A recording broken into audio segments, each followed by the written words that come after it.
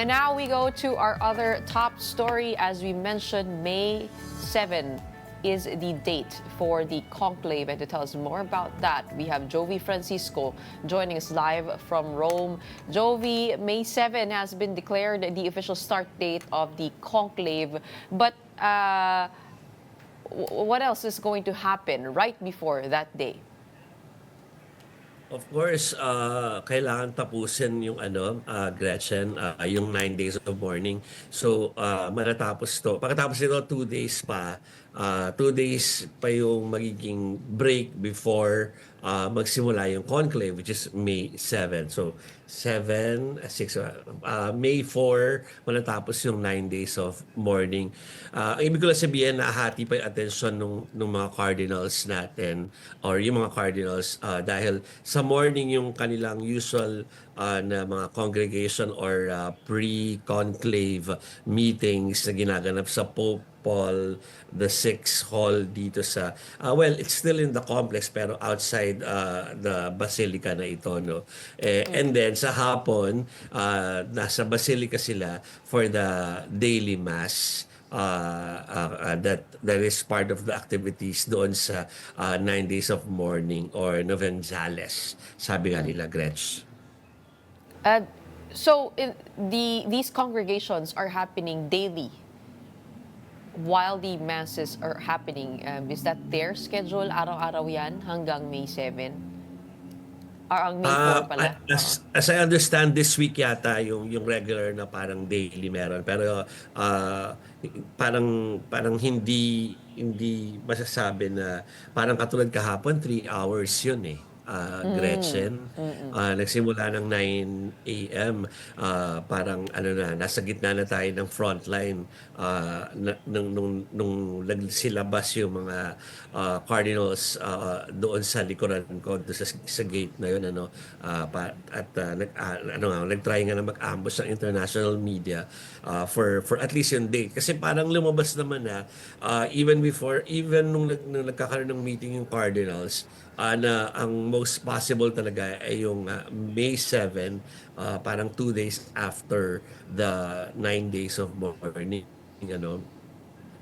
pero ang iba pang mga detalye lang galing doon sa ambush interview like yung pagsasara ng Sistine Chapel as early as yesterday kasi kailangan na ito i-prepare for the conclave at saka yung confirmation na yung chimney doon sa St. Peter's Basilica sa likod nun ay ginagawa na para sigurado na yung system ng black and white smoke ay gumagana na at hindi papalpak. I asked that question kasi parang ang bigat naman no? Emotionally, you're still mourning, reeling from the passing of Pope Francis. And in the morning, you're talking about the future of the church. What have you heard there? I mean, the pertinent issues when it comes to discussing where the church is headed. Sa mga nakausap mo dyan?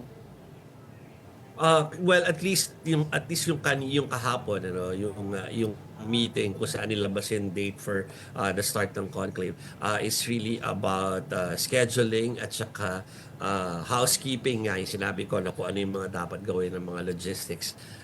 And I think yung part din ng pag-assign ng mga toka nila parang may mga specific silang magiging role at isa sa mga nabunot via lottery na makakaroon ng role as an assistant doon sa head ng conclave ay si Cardinal Tagle. So we were waiting for him outside parang sa ibang pinto lumabas si Cardinal Tagle after that 3-hour meeting, Gretchen. So we didn't see him exit yung gate sa likod ko yesterday. What does an assistant mean? I mean, what will the cardinal do as assistant to these congregations and conclave preparations? Do we have any idea? Ang nakita ko lang, nasa columns siya nung isa sa mga assistant doon sa more of yung accounting. I think ipo-pull out ko yung yung advisory na binigay ko sa ating desk yesterday nung lumabas nga yung mahabang resulta nung 9-hour meeting na yon. The following the prescribed procedure of the Apostolic Constitution. So, yung composition ng mga parang komite or yung mga magiging role nila, no? Si Cardinal Luis Antonio Tagle and Cardinal Dominic Memberti ay ginawang members by way of lottery nung Council for the Economy. Let me find out today kung ano ang trabaho nung Council of Economy. Pero tama ba na dun sa isa sa mga congregation, dito rin nag-stand out si Pope Francis.